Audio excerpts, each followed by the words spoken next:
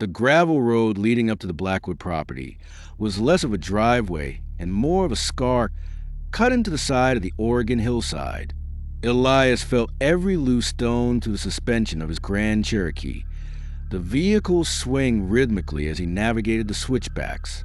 The GPS on the dashboard had lost its signal 3 miles back, leaving him with nothing but the odometer and the handwritten directions the host, a man named Henderson, had emailed him a week prior.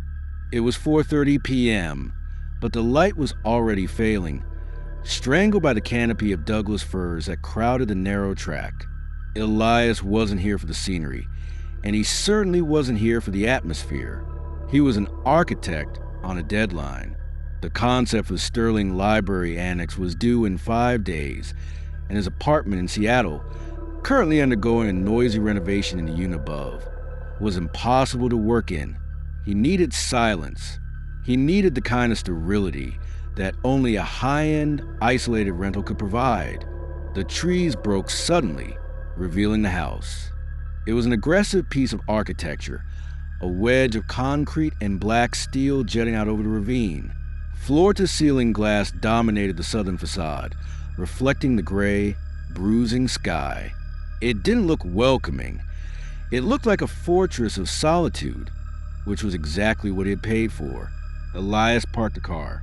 When he killed the engine, the silence that rushed in was physical. It pressed against his eardrums, a sudden lack of vibration that made him dizzy for a moment. He sat in the driver's seat, listening to the ticking of the cooling engine block. Somewhere in the distance, a branch snapped, the sound dry and sharp like a gunshot. But otherwise, the world was mute. He grabbed his duffel bag and his drafting tube from the passenger seat. The air outside was cold and smelled of wet pine needles and ozone. He crunched across the gravel to the front door, a heavy slab of matte Blackwood. He keyed in the access code, 4922, and listened to the heavy mechanical thunk of the deadbolt retracting. Inside, the house was immaculate. It smelled of lemon oil and stale, recycled air. The heating system was humming low in the background, a white noise that Elias knew he would eventually tune out. He did a perimeter check, habit of the trade. He noted the polished concrete floors, the floating staircase with the cable railings, and the open-plan kitchen with the island that looked more like an altar than a place to eat breakfast. He set his workstation up on the dining table, a massive slab of walnut that sat parallel to the glass wall, laptop, tablet, sketchbook, and his specific pens, Rotring isographs, lined up by nib size. He was a creature of intense, almost pathological routine. Chaos in the environment led to chaos in the design, he always said. By 7 p.m., the sun was gone. The glass wall, which had offered a view of the valley, had transformed into a 20-foot-tall black mirror. Elias could see the reflection of the room behind him, distorted slightly by the double glazing. He turned on the overhead track lighting, which cast stark, clinical shadows across his paper. He went to the kitchen to pour a glass of water. The tap sputtered initially, spitting out air before running clear. He filled a heavy crystal tumbler, the kind usually reserved for whiskey, and drank half of it standing by the sink. He topped it off and carried it back to the table. He sat down. He placed the glass on a slate coaster to the left of his laptop. He was left-handed. This was non-negotiable muscle memory. If the glass was on the right, his arm would cross his body to reach it, risking a spill over the keyboard. Left side, always. He put his headphones on, selecting a playlist of ambient rain sounds, ironic, considering the weather forecast, and began to work. The digital stylus moved rhythmically across the tablet surface. He was solving a problem with the load-bearing columns in the atrium. He lost time. It was a flow state, a trance where the world narrowed down to vectors and elevations. An hour later, a sensation pulled him out. It wasn't a noise. It was a change in air pressure, like a door opening in a pressurized cabin. His ears popped. Elias took off his headphones. The house was silent. The heater had cycled off. He looked around the room, scanning the reflection in the window. Nothing moved. The shadows remained fixed. He sighed, rubbing the back of his neck. He reached out with his left hand to grab the water glass. His fingers grasped empty air. Elias frowned, looking down. The coaster was there on the left, empty. He felt a flash of irritation. Had he left it in the kitchen? No. He remembered walking it over. He remembered the condensation on his fingertips. He looked to the right of the laptop. The crystal tumbler was sitting there, directly on the walnut wood. No coaster. It was full. Elias stared at it. His brain, analytical by nature, immediately began to run simulations. I sat down. I was distracted. I switched hands. I moved it to the right to look at a sketch on the left. It was the only logical explanation. He wasn't afraid. He was annoyed at his own lapse in discipline. He picked up the glass. The ring of water it left on the wood was cold. He wiped the table with his sleeve, moved the coaster to the right side to cover the wet spot, and placed the glass on it. Then, deliberately, he moved the entire setup, coaster and glass, back to the left side. "Get it together, Eli," he muttered. His voice sounded flat and dead in the large room, absorbed instantly by the acoustics. He went back to work, but the flow state was broken. He found himself glancing at the reflection in the window every few minutes. The darkness outside felt heavy, pressing against the glass. Around 9:30 p.m., he needed to use a restroom. He pushed his chair back, the rubber feet squeaking briefly on the concrete. He walked past the kitchen and down the hallway. The house had 3 bedrooms, 2 guest rooms on the main floor and the master suite upstairs. He used the powder room near the entrance. When he washed his hands, the pipes groaned. It was a deep, resonant vibration that seemed to come from the foundation itself. Water hammer, he diagnosed. Poorly secured pipes in the wall cavity. He made a mental note to mention it in his review for Henderson. He dried his hands on a gray waffle knit towel and stepped back out into the hallway. He stopped. The hallway lights were on a dimmer. He had left them at full brightness. Now, they were dimmed to almost nothing, a faint orange glow that barely illuminated the floorboards. Elias stood still, his heart rate spiking. He walked over to the switch on the wall. It was a sliding dimmer. It was pushed all the way down. He stared at the plastic slider. Did I bump it? He tried to recreate the motion. He would have had to brush his shoulder heavily against the wall to slide it down. He hadn't done that. He slid the light back up. The hallway flooded with clinical brightness. He checked the other switches. They were distinct, stiff mechanical rockers, not easily bumped. He walked back into the main living area. He approached the dining table. The coaster was on the left. The glass was on the right. Elias didn't sit down. He stood over the table, looking at the glass. The ice had melted, and the water level was unchanged. It was sitting exactly where it had been the first time. A cold prickle started at the base of his spine and worked its way up to his neck. It wasn't terror yet. It was a profound sense of wrongness. The geometry of the world was violating its own rules. He grabbed the glass, walked to the kitchen, and poured the water down the sink.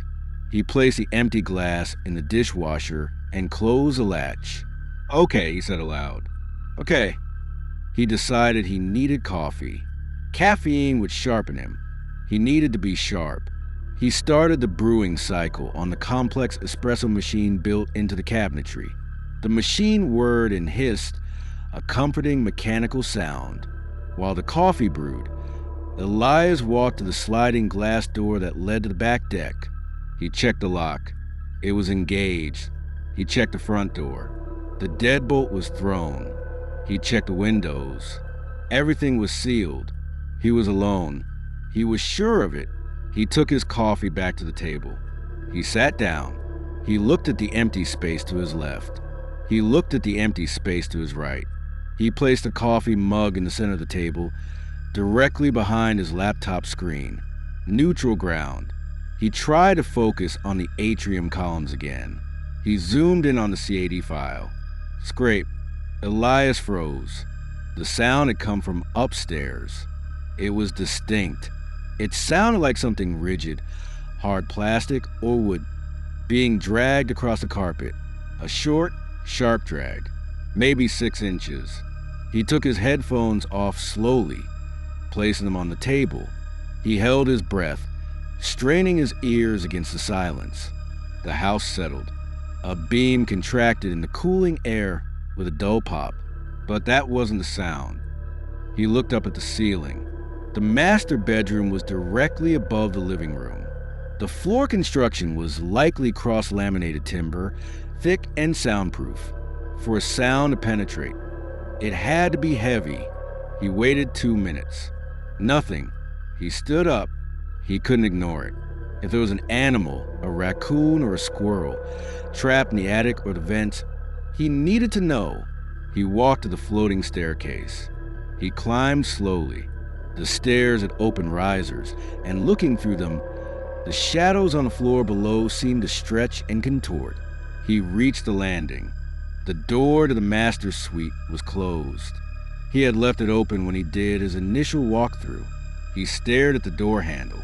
It was a brushed nickel lever, horizontal. He remembered leaving it open because he wanted the heat to circulate. He was certain of it. Or was he? The mind plays tricks. The brain fills in gaps in memory with assumptions. He reached out and turned the handle. The mechanism was smooth, well-oiled. He pushed the door open. The room was dark. The street lamp effect of the moon was blocked by heavy blackout curtains. Elias reached inside and slapped a wall, finding the switch. The room flooded with light. It was empty. The king-size bed was made. The duvet pulled tight. The closet doors were shut. The en-suite bathroom door was open. He walked in. He checked the bathroom. Empty. He checked the closet. Empty. He looked at the floor. The carpet was a deep, plush pile. If something had been dragged, it would leave a track. He scanned the room. There was a heavy oak armchair in the corner, facing the window. He looked at the base of the chair.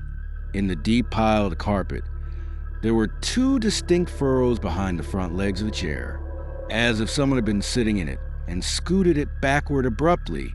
Elias knelt down. The carpet fibers in the furrows were still slowly depressed, not yet springing back. The movement had happened recently. He stood up, backing away from the chair. He didn't turn his back on it. He backed out of the room, into the hallway, and pulled the door shut. He gripped the handle, pulling it until he heard the latch click. He walked downstairs, his movements rigid. He wasn't thinking about blueprints anymore. Elias sat on the leather sofa in the living room. He had abandoned the dining table. The sofa felt safer. It had a back to it, and he could see the stairs and the hallway simultaneously. He had turned on every light in the lower level. The open plan space was blazing with artificial illumination, turning the windows into stark black walls. He had his phone in his hand. No signal. The Wi-Fi was working, but it was sluggish. He opened a messaging app and typed a message to his sister, Sarah. At the rental, place is weird. Noises. He hovered over the send button. He didn't press it. It felt ridiculous. He was a 34-year-old man. He wasn't going to cry wolf because a house made noises.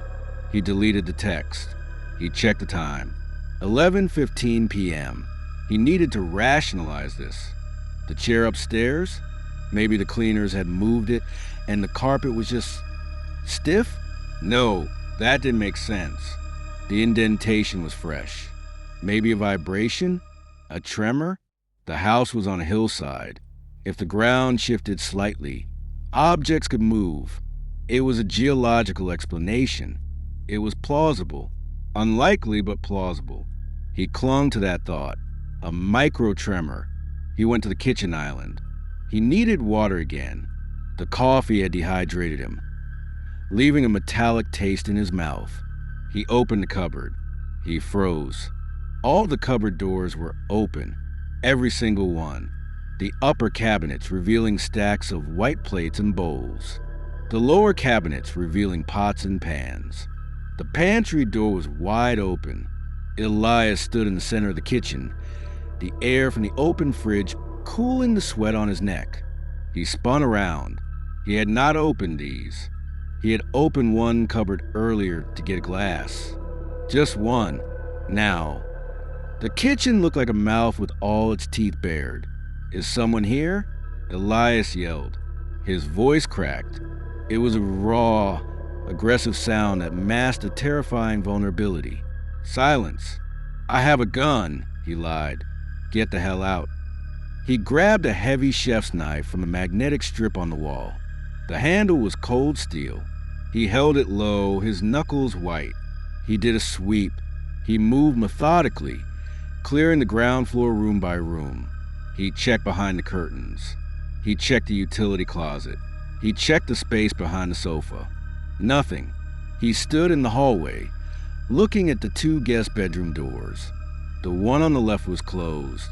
The one on the right, the one he had used the bathroom in earlier, was ajar. He pushed the door open with his foot, the knife raised. The room was empty, but the air was different here. It was colder, significantly colder. He could feel the temperature drop against his skin, a physical boundary he had stepped across. He looked at the window. It was closed and locked. The vent was closed. He heard a sound. Swish. It came from the closet. It was a sound of fabric rubbing against fabric, like a sleeve brushing against a coat. Elias stared at the closet door. It was a bifold door, painted white. There was a gap between the slats. "Come out," he commanded. He tried to sound authoritative, but he was trembling. Swish. Tap. A light tap. The sound of a fingernail flicking the wood from the inside. Elias lunged forward, adrenaline overriding self-preservation, and ripped the bifold door open. Empty. A row of wire hangers hung on the rod. They were empty. There were no coats, no fabric, nothing to make the swishing sound. He stared at the hangers. They were swaying, all of them, oscillating gently back and forth, clinking softly against each other. Clink, clink, clink. There was no draft. The air in the closet was stagnant and dead, yet the hangers moved with a rhythmic, hypnotic momentum. Elias backed out of the room. He didn't close the door. He didn't want to touch it. He backed into the hallway. He looked toward the living room. His laptop was gone. He ran to the dining table. The surface was bare. His sketchbook, his pens, his tablet, his laptop, all of it, cleared. He looked around frantically. Had he moved them? No. He had been on the sofa. He looked at the floor. Nothing. Then he saw it, neatly stacked in the center of the kitchen island, 10 feet away. The laptop was on the bottom, the tablet on top of it, the sketchbook on top of that, and the pens were arranged in a perfect geometric star pattern on top of the sketchbook. It was an architectural arrangement, precise, deliberate, mocking. Elias felt a wave of nausea. This wasn't a tremor. This wasn't a draft. This was intelligence. He walked to the island. He didn't touch his gear. He stared at the arrangement. The pens were pointing outwards like the hands of a clock. He looked at the reflection in the dark window again. In the glass, he saw himself standing at the island, but in the reflection, he wasn't alone. Standing just behind his right shoulder in the reflection was a shape. It wasn't a person. It was a distortion, a vertical blur of static, like heat haze rising from asphalt, but dark gray. It was tall, taller than him. Elias spun around, slashing the knife through the air behind him. Nothing, just the empty living room. He looked back at the window. The blur was closer now. In the reflection, it was leaning over his shoulder, looking at the pens. Elias dropped the knife. It clattered loudly on the concrete floor, the sound shattering the silence. He needed to leave. Now, he ran to the foyer. He grabbed his keys from the bowl. He didn't care about his laptop. He didn't care about the clothes upstairs. He just needed to get to the car. He reached for the front door handle. He gripped the deadbolt turn. It wouldn't budge. He twisted hard, putting his shoulder into it. It was frozen, not locked, fused. It felt like the metal had been welded to the strike plate. He punched the code into the keypad. The keypad lit up red. Error. He punched it again. Error. He kicked the door. It was solid oak. It didn't even vibrate. Panic, hot and blinding, flooded his system. He turned and ran toward the back of the house, toward the sliding glass doors. As he ran through the living room, the lights went out, all of them, instantly. The darkness was absolute. The only light came from the faint, gray luminescence of the night sky, filtering through the massive windows. Elias stopped moving. He was breathing hard, wheezing. In the darkness, he heard a sound from the kitchen. Click. The sound of the dishwasher latch opening. Squeak. The sound of the dishwasher rack being rolled out. Elias backed away until his back hit the glass wall. He was cornered. He heard the distinct sound of glass touching stone. Someone was unloading the dishwasher. Elias stood pressed against the cold glass of the southern wall, his eyes straining to penetrate the gloom. The kitchen was a cavern of shadows, the island a darker monolith within it.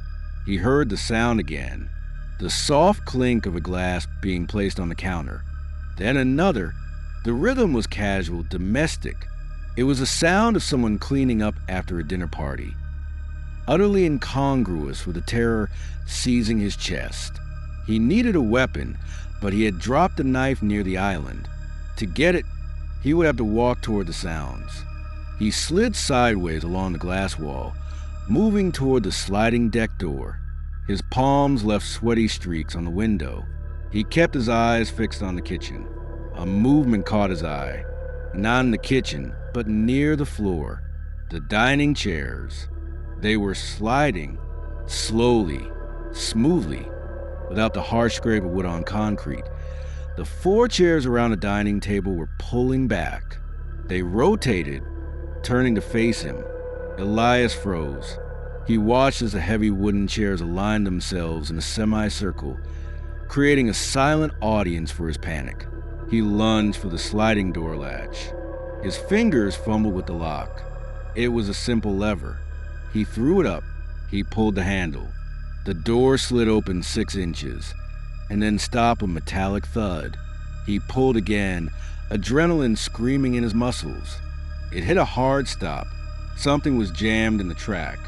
He looked down. One of his rotring pens, the finest nib, was wedged vertically into the track, acting as a perfect stopper. He fell to his knees, his fingers scrabbling at the track to dislodge the pen. It was jammed tight, the metal barrel bent under the force of his pull. Behind him, he felt the air shift. The temperature plummeted. It wasn't just cold, it was a vacuum of heat. The moisture in the air crystallized instantly. He could feel the frost forming on the hairs of his arms. He heard breathing. It was slow, wet, and rattling. It sounded like air being pulled through fluid-filled lungs. It was directly above his head. Elias didn't look up. He knew if he looked up, he would see something that would break his mind. He abandoned the door. He grabbed the nearest heavy object, a decorative geometric sculpture made of iron that sat on the side table.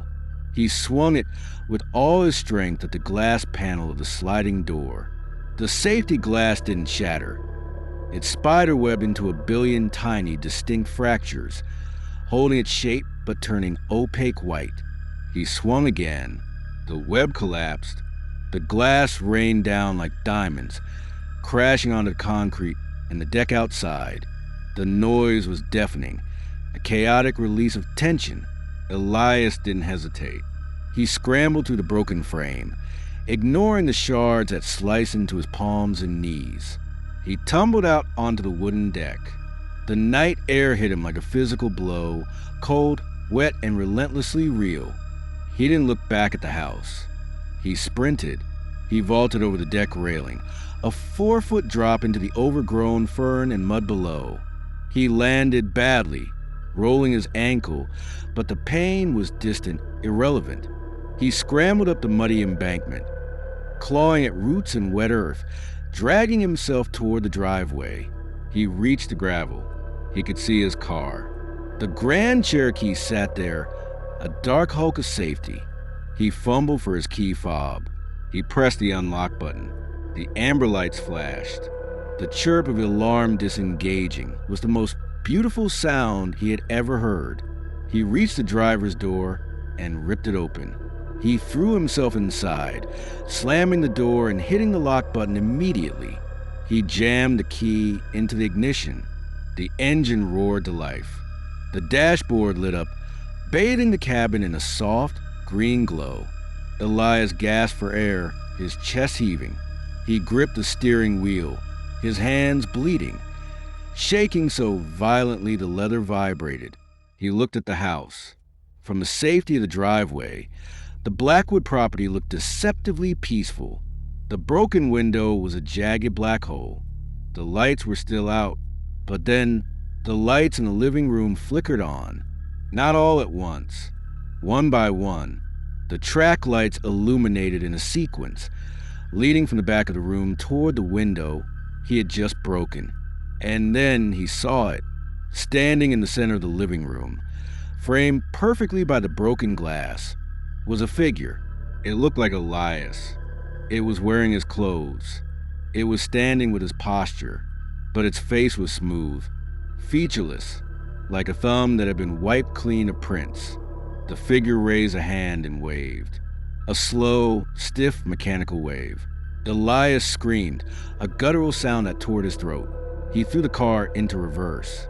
The tires spun on the loose gravel, spraying stones. The car fishtailed, then caught traction. He spun the wheel, throwing the car into drive, and tore down the narrow track. He drove too fast, the suspension bottoming out as he hit ruts, branches whipping against the windshield. He didn't stop until he hit the paved county road, 5 miles down the mountain. He pulled over onto the shoulder, under the harsh yellow glare of a street lamp. He put the car in park. He leaned his head against the steering wheel, sobbing. Dry, hacking sobs. He was safe. He was out. He sat there for 10 minutes, letting his heart rate descend from the red zone. He wiped the blood from his hands onto his jeans. He needed to find a motel. He needed to call the police. Or maybe a priest. He didn't know. He reached over to the passenger seat to grab his phone, which he had thrown there when he jumped in. His hand brushed against something cold and wet. Elias froze. He slowly turned his head to look at the center console cup holder. Sitting there, perfectly upright, was the crystal tumbler from a house. It was filled to the brim with water, and floating in the water, bobbing gently, was one of his rotring pens. Elias stared at it. From the back seat of the car, directly behind his ear, he heard the sound. Swish, the sound of fabric rubbing against fabric. Click, the sound of a seatbelt buckling. Elias looked into the rearview mirror. The back seat was empty, but the seatbelt in the middle seat was pulled taut, hovering in midair across an invisible chest. The leather of the seat depressed, as if someone had just settled in for the ride. Elias didn't scream this time. He just stared into the mirror as the radio turned itself on. Static filled the car, and through the static, a voice, his own voice, recorded and looped, whispered through the speakers. Left side, always. Elias put the car in drive. He didn't know where he was going, but he knew he wasn't driving alone.